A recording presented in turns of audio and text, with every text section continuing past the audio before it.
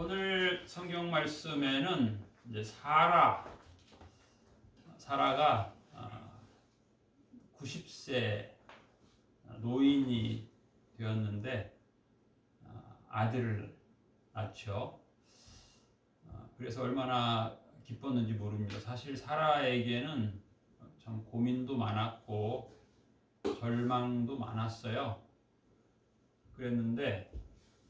그래서 천사가 와서 너가 아들을 낳으리라고 했을 때 성경에 보면 이제 엎드려서 웃었다라고 되어 있는데 그 내용은 이제 하나님의 그 계획에 대한 비웃음이에요.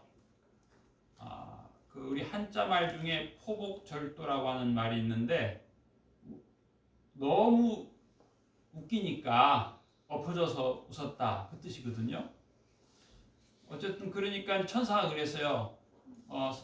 사라야 너 지금 사라가 웃는다 비웃는다 그렇게 얘기하니까 사라가 저 안 웃었습니다 그래요. 사라가 자기가 포복절도했는데 또 미안하니까 그래도 하나님의 예언인데 그걸 인간적인 형편과 환경이 그 예언의 말씀이 안 이루어질 것을 확신할 수밖에 없는 상황이니까 비웃은 건데 천사가 너 왜 웃었냐 그러니까 안 웃었습니다. 그러니까 천사가 너 웃었다 그렇게 말을 해요.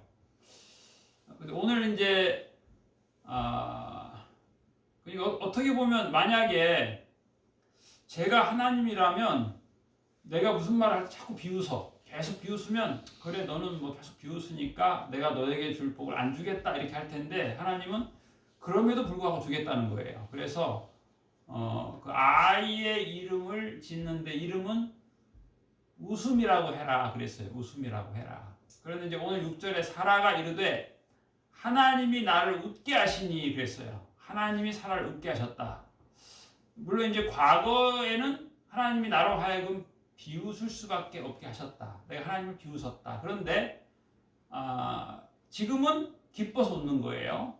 듣는 자가 다 나와 함께 웃게 될 것이다. 그런 말을 해요. 그래서 우리가 금년 새 1년 365일을 살아가는데 이 말씀을 마음에 새기고 하나님은 나를 웃게 하시는 하나님이다. 물론 때로는 비웃게도 하실 수도 있어요. 하나님이. 왜냐하면 내 능력과 형편과 안 맞는 좀 수준 높은 그런 예언을 하실 때 그런 약속을 하실 때 그럴 때는 이제 비웃을 수 있죠. 그런데 하나님은 내가 하나님을 비웃어도 때로 자식들이 부모를 비웃을 수 있어요. 부모의 어떤 것은 마음에 들고 어떤 건 마음에 안 들고 또 어떤 것은 자기 지식에 맞고 어떤 건 자기 지식에 안 맞고 어떤 건 자기 개성에 맞고 어떤 건 안 맞고 어떤 건 자기 스타일에 맞고 어떤 건 안 맞고 그럴 때 이제 비웃을 수 있죠. 그렇다고 하지만 부모가 자식을 사랑을 안 할 수는 없죠. 사랑하지요. 끝까지. 하나님께서도 어떤 말씀에는 비웃어요. 그리스도인들이 하나님의 어떤 말씀은 비웃고 어떤 말씀은 거부하고 어떤 말씀은 또 마음에 들어 하기도 하고 그런데 하나님은 끝까지 사랑하시는 거예요. 그래서 결국 그로 하여금 비웃던 사람으로 하여금 기쁨으로 웃게 하신다는 거예요. 사라의 고백이에요. 내가 하나님의 말씀에 대해서 하나님의 계획에 대해서 천사의 그 선물에 대해서 천사의 축복에 대해서 비웃을 수밖에 없었다. 무슨 말도 안 된다. 그렇게 비웃었는데 그럼에도 불구하고 하나님이 나를 정말 행복하게 하셨다. 나를 웃게 하셨는데 이제 내 인생의 그 지나온 어떻게 보면 괴로웠고 이해할 수 없는 하나님의 역사하심에 대해서 내가 비웃을 수밖에 없었지만 이제는 내가 웃게 되었다. 이제는 진짜 웃게 되었다. 난 이제는 안 비웃는다. 그리고 이제는 나를 듣는 자, 나의 인생 스토리를 듣는 자는 다 나와 함께 웃게 될 것이다. 그런 얘기를 살아가는 거예요. 그렇다고 해서 사라의 인생 90년이 자기 뜻대로 됐냐? 그러지 않았어요. 어떻게 보면 거의 90년 동안 자기 뜻대로 된 게 거의 없었어요. 그런데 이제 90세가 돼 보니까 이제는 웃어야 되겠다는 거예요. 웃으며 살아야 되겠다라고 하는 것을 사라가 이제 하나님의 은혜로 말미암아 하나님이 주신 선물로 말미암아 깨닫게 된 거예요. 그리고 하나님은 옛날부터 그랬어요. 너의 아들의 이름은 웃음이다. 이삭이란 뜻은 웃는다는 뜻이에요. 제가 초등학교 때 즐겨보던 텔레비전 프로에 웃으면 복이 와요라고 하는 게 있었어요. 웃으면 복이 온다. 그 학자들이 연구를 해보니까 웃음도 두 가지잖아요. 비웃는 웃음이 있고 뭐 정말 기뻐서 웃는 웃음이 있는데, 그런데 말도 안 된다 하고 웃는 것도 있지만 말이 돼서 웃기도 하는데 효과는 비슷하대요. 안 웃는 것보다. 안 웃는 것보다는 때로는 그런 말도 있어요. 학자들이 하는 말이 웃음에는 도덕성이 없다.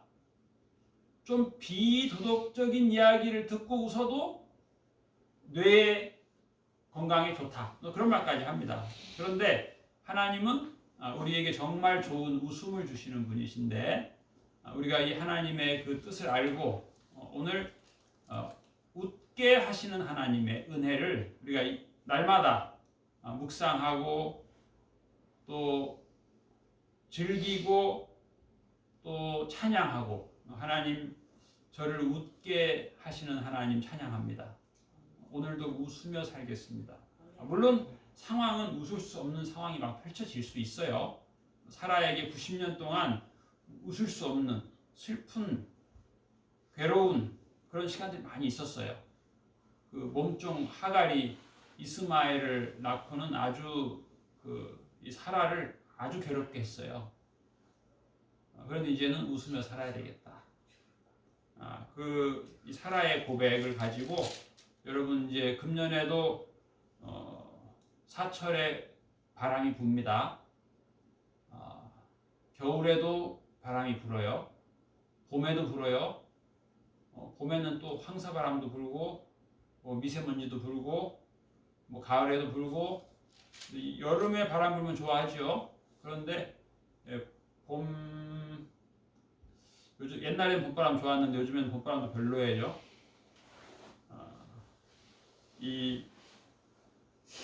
때로는 태풍도 불죠. 태풍.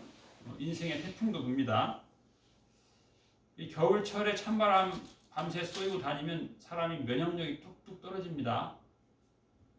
면역이 떨어지면 감기도 걸리고 기침도 하고 콧물도 나오고 육체가 약해져요. 육체가 약해지면 마음도 약해지고, 마음이 약해지면 믿음도 약해져요. 믿음도 병들 수 있어요. 그래서 사탄은 호시탐탐 성도의 빈틈을 노립니다. 배고픈 사자처럼, 굶주린 사자처럼 성도의 믿음을 흠집내요. 성도를 시험합니다. 그래서 우리가 믿음의 기초 체력을 단단히 해야 됩니다. 옛날에는 겨울이 되면 이제 월동 준비를 철저히 했잖아요. 감기 안 걸리려고. 미국에 이번에 분 토네이도 태풍은 막 집들을 막 쓰러뜨린대요. 그런데 또 안 쓰러지는 집이 있더라고요. 그 틈을 안 주는 거죠. 틈을 주면 막 파고드니까. 그래서 이 사탄이 우리의 약점도 파고들고 공격하고 넘어뜨리려고 하고, 사탄한테 빈틈 보이지 말아야 돼요. 예수님의 말씀에 굳건히 서야 돼요. 그래서 환경, 바람 불어도 믿음으로 웃을 수 있는 행복한 새해 되시길 축복합니다. 네. 전화위복. 제가 중학교 때 한자를 배웠는데 그런 말이 있어요. 전화위복. 무슨 말인가 하면 화가 바뀌어 오히려 복이 된다는 뜻으로, 어떤 불행한 일이라도 끊임없는 노력과 강인한 의지로 힘쓰면 불행을 행복으로 바꾸어 놓을 수 있다는 말이다. 이렇게 돼 있어요.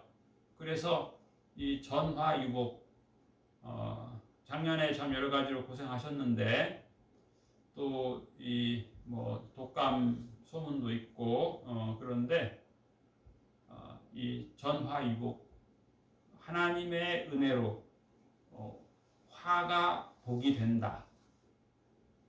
내가 하나님과 함께하면, 하나님이 함께하시면, 그 창세기에 보면 요셉이 노예로 끌려갔다 이렇게 돼 있고, 바로 그 다음 스토리가 뭐냐면 이집트의 보디발의 집에 노예로 팔려갔다 이렇게 돼 있고, 그게 39장 1절이고 또 그 바로 2절에 뭐라고 되어 있냐면 요셉이 형통하였다 이렇게 되어 있어요. 노예로 끌려갔는데 그 집이 보통 집도 아니고 아주 무시무시한 사람이에요. 그런데 요셉이 형통한 자가 되어 그렇게 되어 있어요. 노예로 팔려갔는데 이제는 자유인이 아니고 노예의 삶을 살게 되는데 형통한 자가 되었다는 거예요. 말이 안 되잖아요. 그렇죠? 노예로 안 팔려가도 나는 형통 안 했다. 저는 그런 생각 많이 했거든요. 난 형통 못 했다.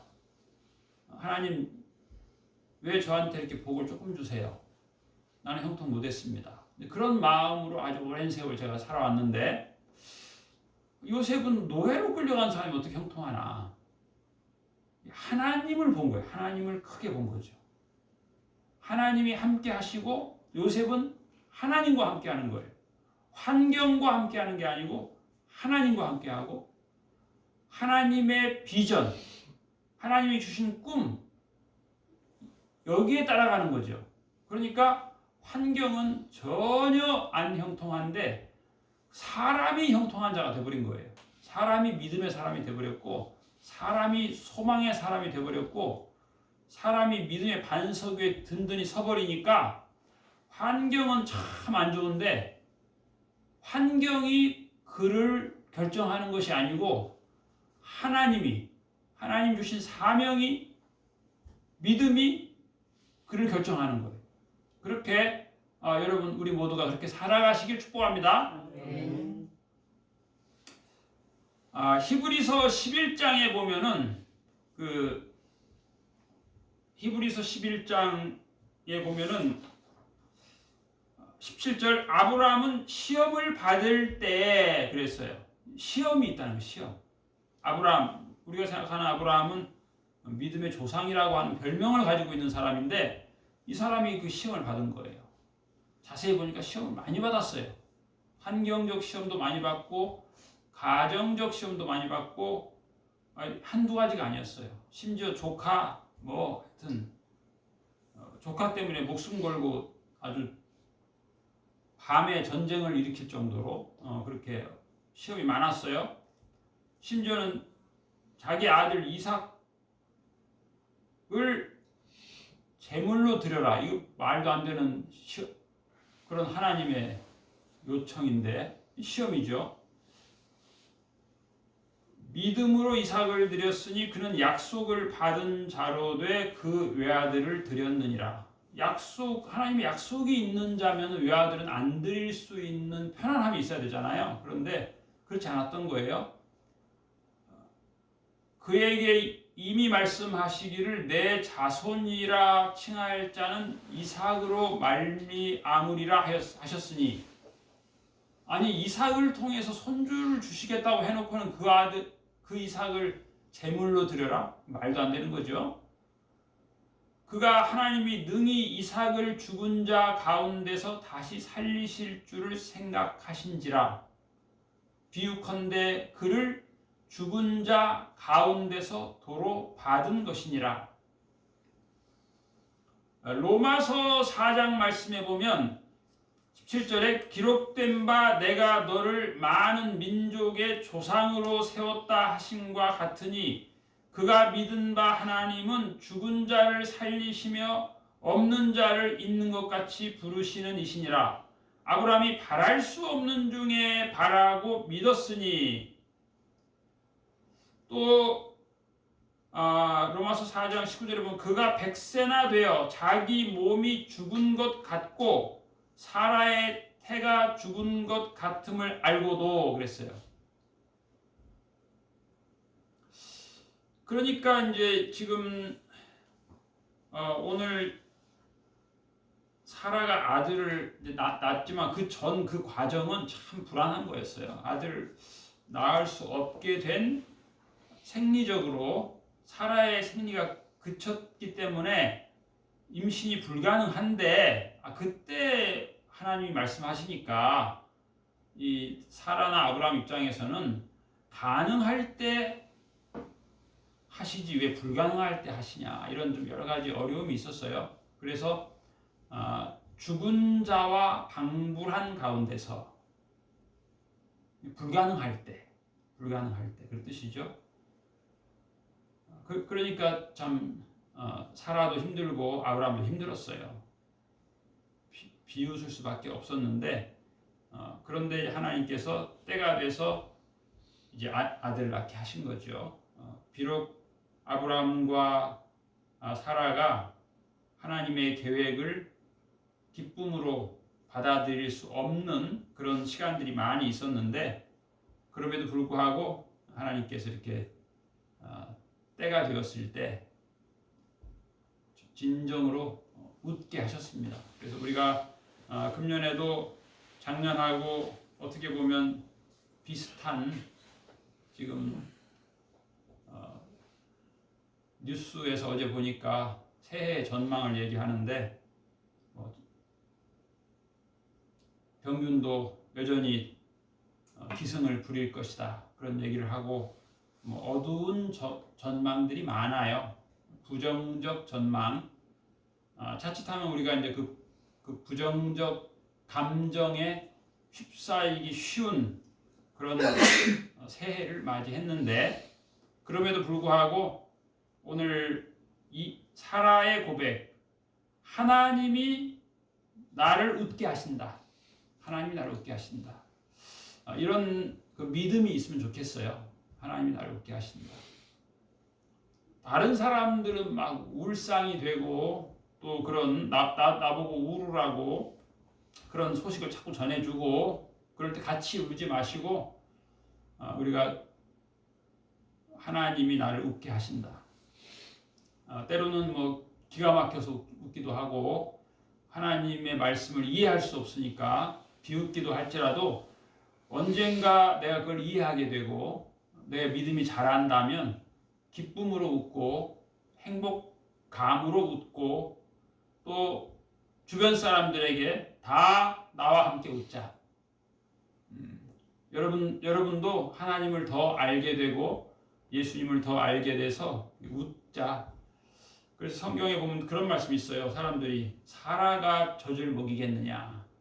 사라는 젖도 못 먹이는 여자다. 그랬는데 사라가 젖을 먹이는 거예요. 할머니의 유방이 커지는 거예요. 아이를 낳더니. 그래서 변하는 거예요. 하나님이 변하게 하시면 변할 수 있다. 하나님이 나를 웃게 하시고 또 하나님은 내 자녀를 웃게 하시고 자녀를 통하여 부모를 웃게 하시고 하나님의 웃게 하심이 하나님의 은혜입니다.